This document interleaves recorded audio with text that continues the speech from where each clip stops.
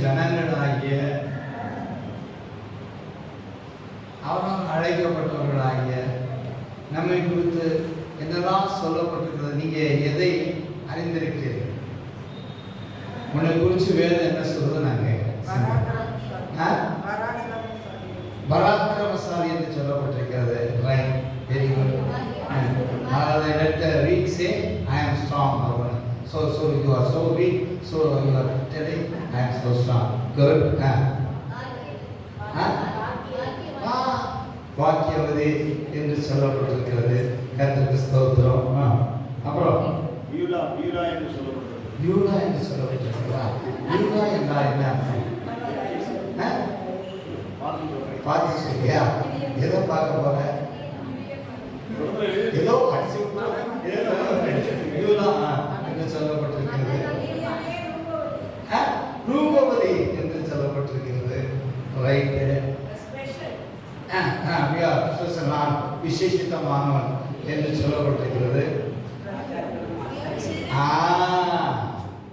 நாம் ராஜாக்களும் ஆசாரியர்களுமாக இருக்கிறோம் என்று சொல்லப்பட்டிருக்கிறது. ஆமென்.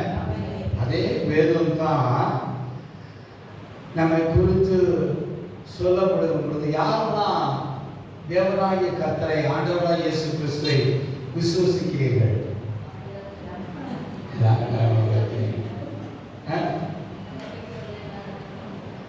யாரெல்லாம் ஆண்டவராகிய இயேசு கிறிஸ்துவின் மேல் நம்பிக்கை வைத்திருக்கிறீர்கள்? அப்ப நம்மை குறித்து வேதம் எரேமியாவின் புஸ்தகத்துல 17ஆம் அதிகாரத்துல 8வது வசனத்துல இப்படியாய் சொல்லப்பட்டிருக்கிறது. எரேமியா 17:8 அவன் தண்ணீர் அண்டையிலே நாட்டப்பட்டதும் கால்வாய் ஓரமாக தன் வேர்களை விடுகிறதும் உஷ்ணம் வருகிறதை காணாமல் இலை பச்சையா இருக்கிறதும் மழை தாழ்ச்சியான வருஷத்திலும் வருத்தமின்றி தப்பாமல் கனி கொடுக்கிறதுமான மரத்தை போல் இருப்பான். ஆமென். அப்ப வேதம் உன்னை என்னை குறித்து சொல்லுகிற அநேக காரியங்களை உன்னை குறித்து என்னை குறித்து சொல்லும் பொழுது ஆண்டவர் என்னையும் உன்னையும் நம்மை அவருடைய ஜனங்களை மரங்களாக பார்க்கின்றார். என்ன சத்தத்தை பெரியவன்னு சொன்னா சந்தோஷம், ராஜாத்தின்னு சொன்னா சந்தோஷம். அப்புறம் வந்து தங்கச்சி என்னமா சொல்லிச்சேன் பராக்கிரமசாலின்னு சொன்னது சந்தோஷம். ஆனா அதே நீ வாசிக்கிற அதே வேதம் தான் என்னை குறித்து சொல்லுகிறது. நான் மரம் என்று சொல்லப்பட்டிருக்கிறது.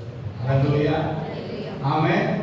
சோ வேதம் நம்மை குறித்து பார்க்கிற பார்வை எவ்வளவோ இருக்கிறது. அதில் ஒரு பார்வை நீ கனி தருகிற மரம். ஆமென். பக்கத்தில் உட்காந்து சொல்லுங்க,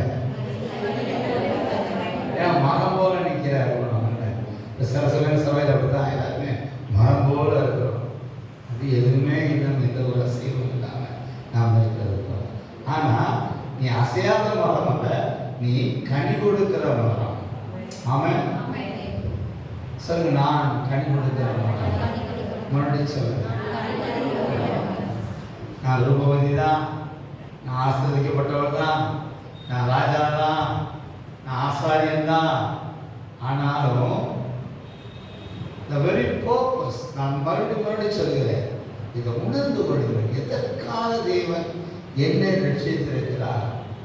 எதற்காக என் தேவன் இன்னாய் என்னோடு கூட இருக்கிறார்? எதற்காக நான் வேதத்தை தியானிக்கும் பொழுதெல்லாம் வெளிப்பாடுகளை கொடுக்கிறார்? எதற்காக தேவன் சபை கூடும் போதெல்லாம் என்னோடு கூட பேசுகிறார்?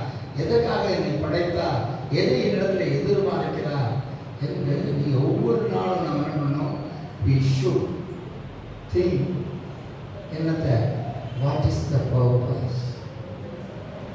என்ன நோக்கத்திற்காக, என்ன நோக்கத்திற்காக? அப்ப நோக்கத்தை நாம் அறியாமல் இருப்போம் என்று சொன்னால் ஏதோ காற்றிலே சிலம்பம் அடிக்கிறது மாதிரி நம்முடைய வாழ்க்கை இருக்கும். ஏன் நம்முடைய வாழ்க்கை எப்பொழுதும் சந்தோஷமாக இருங்கள் என்று சொல்லியும் நம்முடைய வாழ்க்கை எப்பொழுதும் சந்தோஷமாக இல்லை. எப்போதாவது சந்தோஷமாக இருக்கிறதுக்கு காரணம் நாம் அழைக்கப்பட்டதன் நோக்கம் என்ன என்பதை அறியாதனால்தான், நாம் யார் என்பதை அறியாததனால்தான். எனவே இந்த கருணானவர்களை இந்த நாளிலே, இந்த முதல் நாளிலே, இந்த நாட்களிலே கர்த்தர் என்னையும் உன்னையும் கனி தருகிற மரமாக அழைத்திருக்கின்றார். ஆமென். அப்போ வசனம் சொல்லுது, யாரெல்லாம் அவர் மேல நம்பிக்கை வைத்திருக்கிறார்களோ அவர்கள் கனி தருகிற மரங்களாக இருக்கிறார்கள். ஆமென். ஸோ மரத்தை நாம் அதிகமாக நினைக்கிறது இல்லை, மரத்தை நாம் அதிகமாக சிந்திக்கிறது இல்லை. ஒரு கிறிஸ்துவனுடைய வாழ்க்கையில மாத்திரமல்ல, உலக மக்களுடைய வாழ்க்கையிலேயும் மரமானது மிகுந்த மிகுந்த ஆசீர்வாதத்தின் அடையாளமாக இருக்கிறது. ஆமென். அல்லேலூயா. ஸோ ஒரு மரத்தில் விளைந்த கனியை உண்டதுனால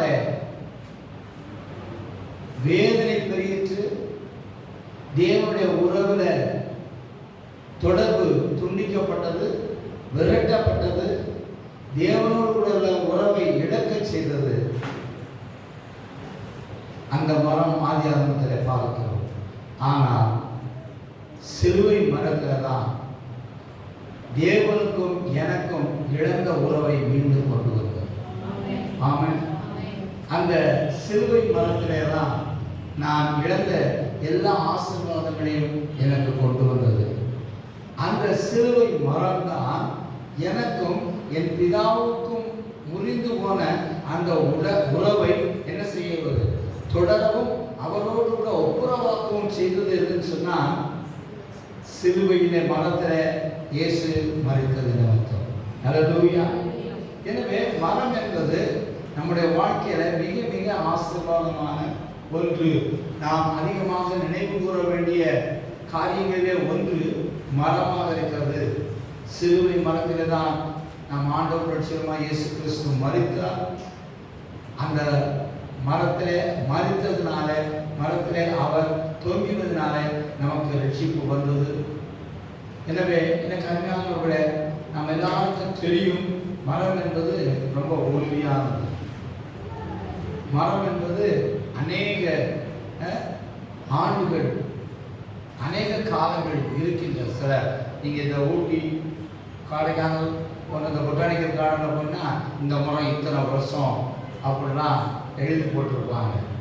ஸோ அதே ரொம்ப டஃப்பானது, ரொம்ப உறுதியானது மரம் என்பது.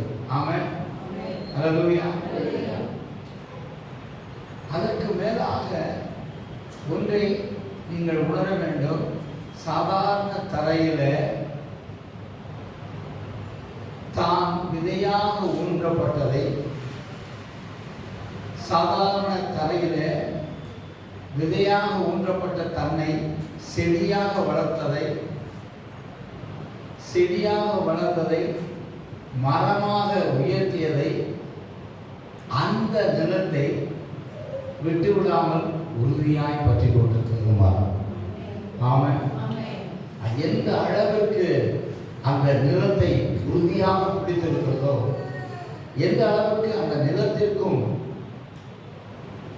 அதன் வேருக்கும் தொடர்பு இருக்கிறதோ, அந்த தொடர்பு தான் அந்த மரத்தை வளர்வதற்கு உறுதியாக உதவியாக இருக்கிறது. அல்லேலூயா. எனவே நீங்களும் நானும் ஏதோ ஒரு சபை என்கிறதான நிலத்தை எதிர்ச்சியாக நாம் வளரவில்லை. இந்த சபையில யாரெல்லாம் ஊன்றி இருக்கிறார்களோ, வேரூன்றி இருக்கிறார்களோ, தொடர்பிலே இருக்கிறார்களோ, அவர்களெல்லாம் விதைத்து முளைத்து செடியாகி பூத்து காய்த்து கனி தருவார்கள். அல்லேலூயா. இது நான் சொல்றதில்லை, வேதம் சொல்லுகிற வார்த்தை. அந்த பிணைப்பு தான், இணைப்பு தான். நான் என்ன சொல்றேன், நீங்க யோசித்து பாருங்க.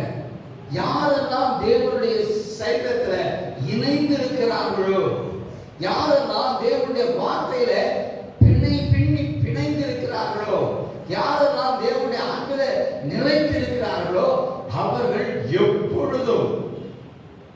பிழைப்பார்கள், வாழ்வார்கள். ஆமென். சொல்லுவாங்க, கோடை வந்தாலும் பயம் இல்லையே, வறட்சி வந்தாலும் காலம் என்ன? என் வேறு தண்ணீருக்குள்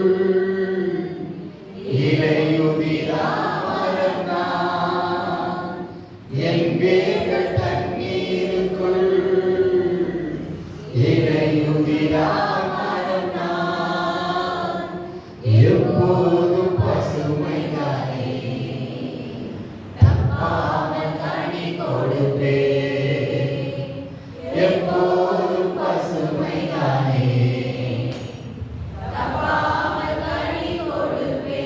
எனவே கர்நாடகாவில் அந்த சாயோட, அந்த ஃபீல்டோட, அந்த நிலத்தோட எந்த அளவுக்கு நீ ஊன்றி உறுதியாக இணைந்து இருக்கிறாயோ அந்த அளவுக்கு உன்னுடைய ஆவிக்குரிய வாழ்க்கை மாத்திரமல்ல, நான் சொல்லுகிறேன், ஆவிக்குரிய வாழ்க்கை மாத்திரமல்ல, உள்ளார்ந்த மனிதன் மாத்திரமல்ல, வெளியான மனிதனும் ஆரோக்கியமா இருக்க வேண்டும் என்று சொன்னா, நீ மனமாக வளர்ந்து கனி கொடுக்க வேண்டும் என்று சொன்னா, நீ நிச்சயமாக ஊன்றப்பட்ட நாட்டப்பட்ட இடத்திலே நீ வளர வேண்டியது அவசியமாக இருக்கிறது.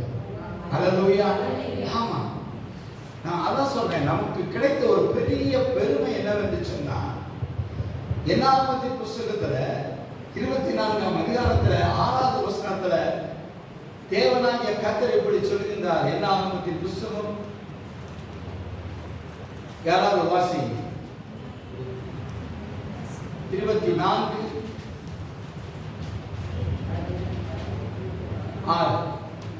அவைகள் பரவி போகிற ஆறுகளைப் போலவும் நதியோரத்தில் உள்ள தோட்டங்களைப் போலவும் கர்த்தர் நாட்டின சந்தன மரங்களைப் போலவும் தண்ணீர் அருகே உள்ள கேடு விருட்சங்களைப் போலவும் இருக்கிறது.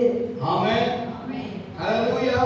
சோ என்னாகும் 24 சொன்னாங்க, நமக்கு ஒரே ஒரு முதல் வசனம் தான் தெரியும், இஸ்ரவேலை ஆசீர்வதிப்பதே கர்த்தருக்கு பிரியம் என்று சொல்லி. இல்ல, எப்படியெல்லாம் அவர் ஆசீர்வதிக்கிறார் என்று பார்க்கின்ற கூட அவர் தொடர்ந்து சொல்லுவான். அவரை தொடர்பில் வருகிற ஒரு காரியம் தான் என்னன்னு சொல்றாரு, எனக்கு கிடைத்த ஒரு பெரிய பாக்கியம் வச்சுக்கோங்களேன்.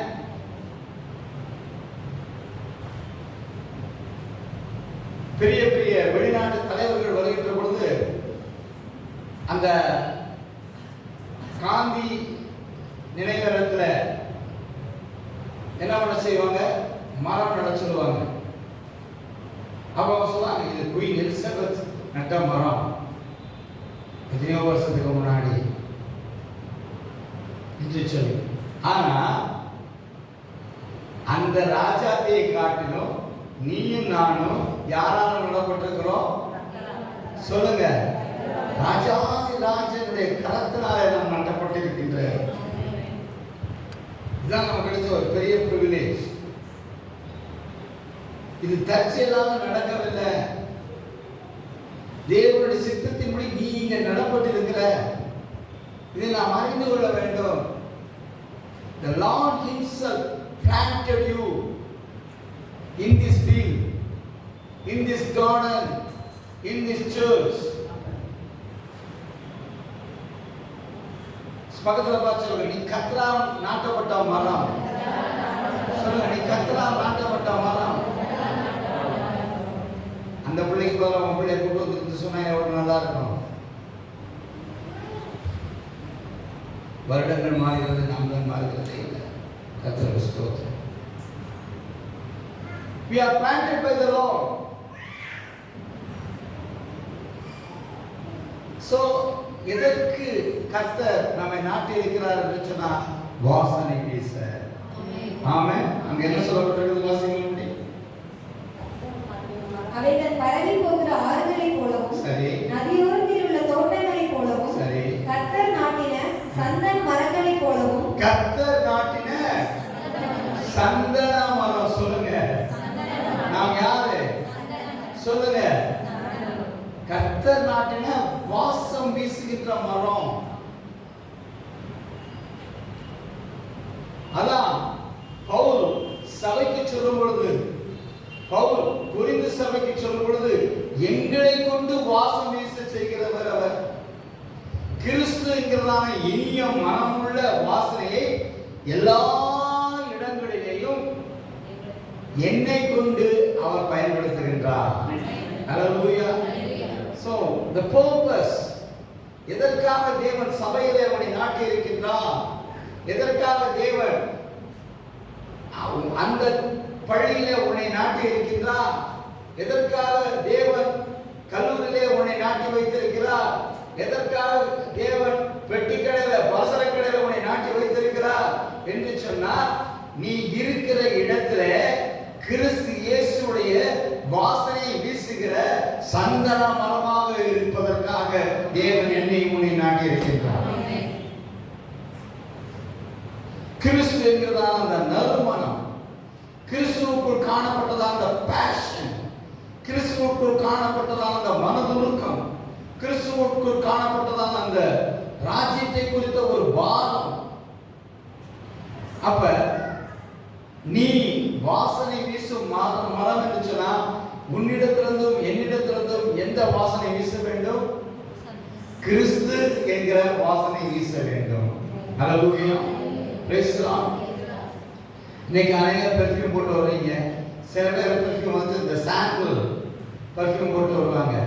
அப்ப அவங்க சாம்பிள் பெர்ஃப்யூம் போட்டா அவங்க பக்கத்துல போய் நின்னா எலுமிச்சோட வாசமா அடிக்கும். என்ன வாசம் அடிக்கும்? என்ன வாசம் அடிக்கும்? சந்தன வாசம். அப்ப நான் உலகத்தோடு போய் நிற்கின்ற பொழுது எனக்குள்ள இருந்து நற்கந்தமாகி கிறிஸ்துடைய வாசம் வெளிப்பட வேண்டும். ஆமென். என்னிலிருந்து உன்னிலிருந்து கிறிஸ்து வெளிப்பட வேண்டும், கிறிஸ்துடைய வாசம் வெளிப்பட வேண்டும். என்னுடைய செய்கைகள் மூலமாக, என்னுடைய பேச்சுகளின் மூலமாக, என்னுடைய நடக்கையின் மூலமாக, நம்மளும் பெரிய லட்சக்கணக்கான பணங்களை செலவழித்து ஒரு ஓப்பன் ஏர் மீட்டிங் போட முடியாது. போட்டாலும் மைக் செட் காரணம் தவிர, லைட் போடுறவங்க தவிர யாரையும் இருக்க மாட்டான்.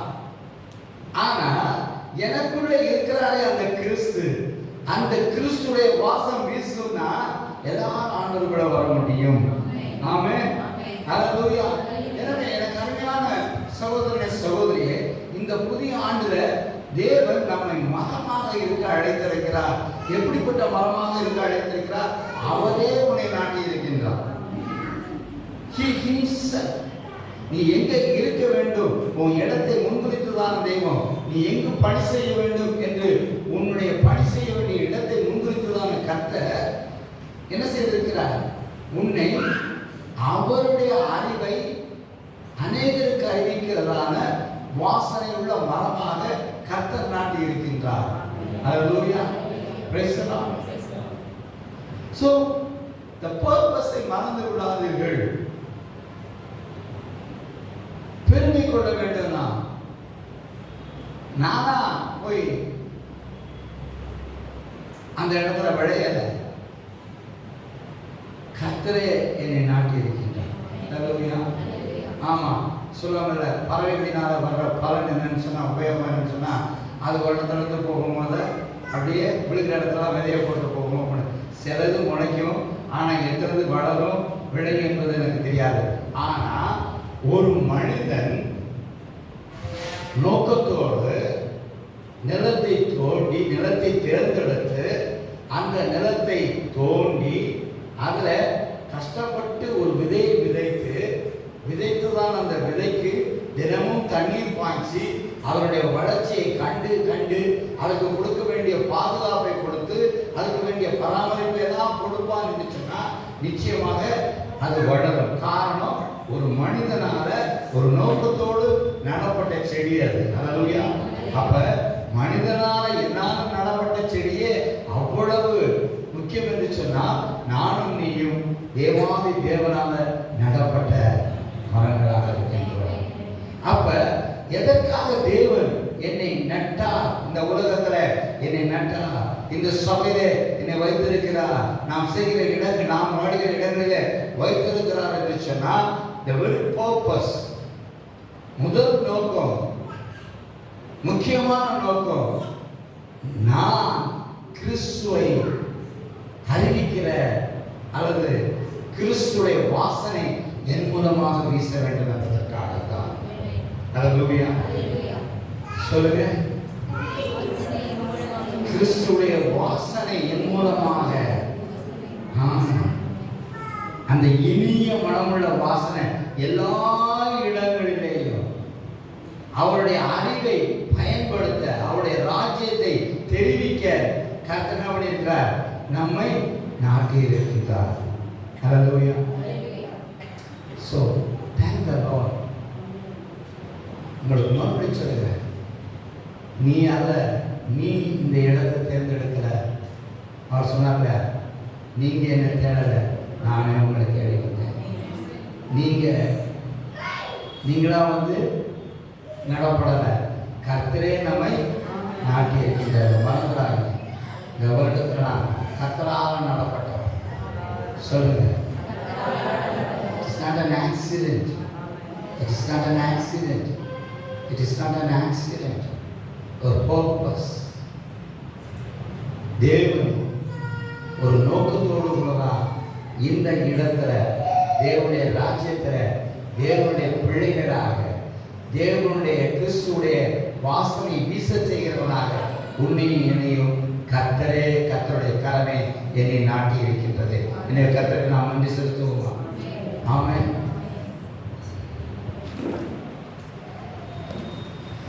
எனவே நாம் வாசனை வீசுகிற மரங்கள் மாத்திரமல்ல, நாம் கசப்புகளையும் இனிமையாக மாற்றும் மரங்களாக கர்த்தர் நம்மை அழைத்திருக்கின்றார். அல்லேலூயா. எனக்கு நான் 5வது படிக்கும் பொழுது என்னுடைய தாயும் தகப்பனும் என் அக்காவுக்கு திருமணமாகி முதல் குழந்தை பிரசவத்துக்காக என் அப்பா அம்மாவும் மலேசியா போயிட்டாங்க. அப்போ எங்கள் அண்ணன் காலேஜில் படிக்கிற ஆசை, எனக்கு யாருமே இல்லை. எனவே எனக்கு சொந்தமான அத்தை ஒரு கான்வென்ட்டில் மதராக இருந்தாங்க. அதனால் அந்த இடத்துல அம்மா வர வர அப்பா வர வர என்னை அங்கே அங்கே தான் பிரதிஷ்டை 6 வருஷம் முடிக்கிற வரை அங்கே தான் இருந்தேன்னு நினைக்கிறேன். 6 மாதம் போல இருந்தேன். அக்கா அந்த கான்வென்ட்டில் ஒரு பெரிய 2 கேணி இருக்குது, 2 கிணறு, பெரிய கிணறு. அந்த கிணத்துல ரொம்ப கிளியராக இருக்கும் தண்ணி. இங்கேருந்து பார்த்தாவே தெரியும், பெரிய கிணறு. அந்த கிணத்துல பார்த்தா அப்படியே கிளியராக தெரியும். அப்போ அங்கே ஒரு பெரிய மரம் கிடந்துச்சு. அப்போ நான் கேட்டேன், எதுக்கா தண்ணியில் கிணத்துக்குள்ள ஒரு மரம் கிடக்குது, அதை எடுக்கிறது இல்லையா? அப்போ அவங்க சொன்னாங்க, இந்த மரம் நெல்லி மரம், இந்த மரம் நெல்லிக்காய் மரம். அப்போ அந்த நெல்லிக்காய் மரத்தை போட்டால் அது தண்ணி சுவையாக இருக்கும், தண்ணி ருசியாக இருக்கும். ஆமாம். அந்த தண்ணி ருசியாக இருந்துச்சோ, சுவையாக இருந்துச்சோ, இனிமையாக இருந்துச்சோ எனக்கு தெரியாது. ஆனால் யாத்திராமத்தின் புஸ்தகத்தில் 15ஆம் அதிகாரம் 22லேருந்து 22ஆம் வசனத்தை வாசிப்போமே. யாத்திராமம் 15. பின்பு மோசே இஸ்ரவேல் ஜனங்களை சிவந்த சமுத்திரத்திலிருந்து பிரயாணப்படுத்தினான். அவர்கள் சூர் வனாந்தரத்திற்கு புறப்பட்டு போய் 3 நாள் வனாந்தரத்தில் தண்ணீர் கிடையாமல் நடந்தார்கள். அவர்கள் மாராவிலே வந்தபோது மாராவின் தண்ணீர் கசப்பாய் இருந்ததினால், தண்ணீர் இருந்தது, ஆனா தண்ணி எப்படி இருந்துச்சு? கசப்பாய் இருந்தது. குடிக்க முடியாதபடி கசப்பாக இருந்தது. அதனாலதான் அந்த இடம் மாறா என்று அழைக்கப்பட்டது. அப்பொழுது ஜனங்கள் மோசேக்கு விரோதமாய் ஒருவருக்கு எண்ணத்தை குடிப்போம் என்றார்கள். மோசே கர்த்தரை நோக்கி கூப்பிட்டான்.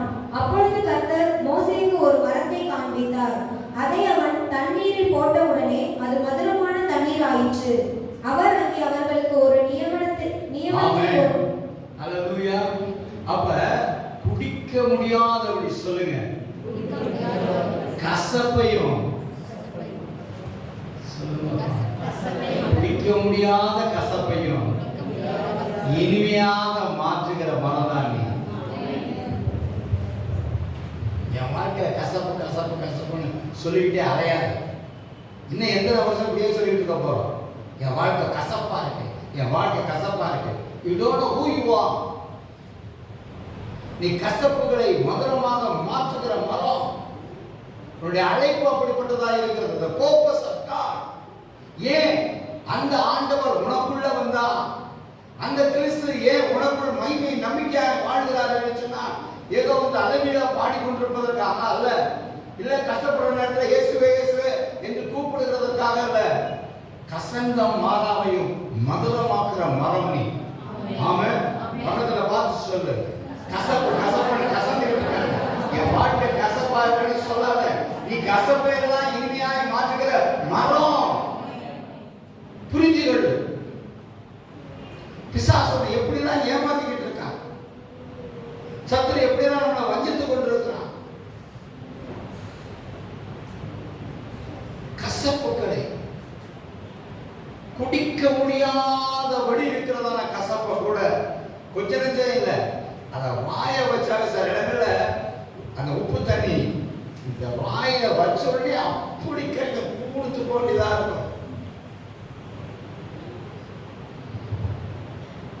கடலுக்கும் அந்த இடத்துக்கு ரொம்ப தூரமா இருக்கும். ஆனா அது எப்படி அந்த இடத்துல உப்பு கரிக்கிறது தெரியாது. ஆனா கடல் பக்கத்துல சில கிணறுகள் இருக்கும், அந்த கிணத்துல தண்ணி குடிச்சா அவ்வளவு இனிமையாக இருக்கும். தெரியுதா? எனவே கசந்த மாறாவையும் இனிமையாக்குகிற மதுரமாக்குகிற மரம் தான் நீ. ஹல்லேலூயா, ஹல்லேலூயா. So you are a very very special tree.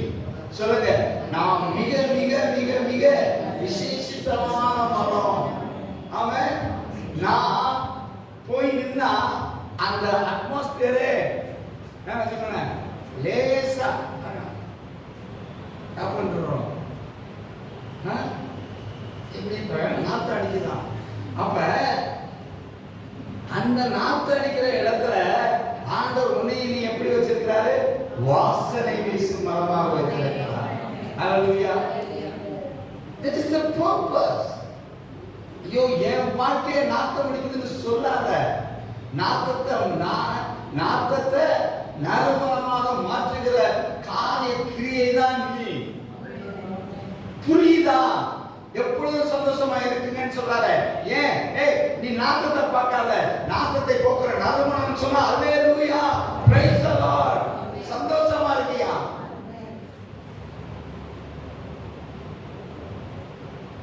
பாருங்க, அதனால நம்ம தந்தை பேப்பான்ஸ் இருக்காங்க. அப்படியே க்ளூமியா இருந்தாலும், அப்படியே அமைதியா இருந்தாலும், அவர் உள்ளுக்குள்ள நுழைஞ்ச உடனே அவருக்குள்ள இருக்கிற அந்த ஆனந்த தைரியம் என்ன ஆயிடுது? ஒண்ணுமே சொல்ல வேணாம், அல்லேலூயான்னு சொன்ன உடனே அந்த இடமே மாறுது. காரணம் என்ன? அவருக்குள்ள ஒரு அந்த ஆனந்த தைலம், அவருக்குள்ள வீசுகிறதான அந்த கிறிஸ்து என்கிறதான நற்கந்தம், அப்படியே அந்த இடத்தையே மாற்றுவது உண்மைன்னு சொன்னா, அப்பாவுக்குள்ள இருக்கிற அதே ஆவியானவர் தான் எனக்குள்ளேயும் உனக்குள்ளேயும் இருக்கிறார்ன்றத நீ நம்புனேன்னா, நீ நாத்தம் என் வாழ்க்கை சாக்கடை, என் குடும்பம் சாக்கடை சொல்ல மாட்டேன். என் குடும்பம் சாக்கடை இல்லை, என் குடும்பம் சாக்கடையா இருந்தாலும் அதை நற்கந்தமாய் மாற்றுகிறவர்கள் நாங்க. அப்போ உன் வீட்டுல நீ இருக்க, உன் மனைவி இருக்கா, அப்போ நீ ஒரு நற்கந்தம், உன் மனைவி ஒரு சந்தன மரம், உன் பிள்ளைக்கு எத்தனை பத்திரிக்கையோ எல்லாம் வந்துட்டு சந்தன மர கன்றுகள் அப்படின்னு போது உன் வீட்டுக்குள்ள நுழைய போது எப்படி இருக்கும்? கேட்க சந்தோஷமா சொல்லுங்க. இருக்கா? That is the purpose. கிறிஸ்து உன் குடும்பத்தை தேர்ந்தெடுத்ததற்காக உனக்குள்ள இருக்கிற நறுமணம் பக்கத்து வீடுகளுக்குள்ள பரவ வேண்டும். உனக்குள்ள இருக்கிற அந்த வாசனை பக்கத்து தெருவுக்கு பரவ வேண்டும். உனக்குள்ள இருக்கிற அந்த வாசனை இந்த ஊர் முழுவதும் பரவ வேண்டும். காரணம், நான் என் குடும்பம் கர்த்தரால வாசனை வீசும்படியாக நடப்பட்டவர்.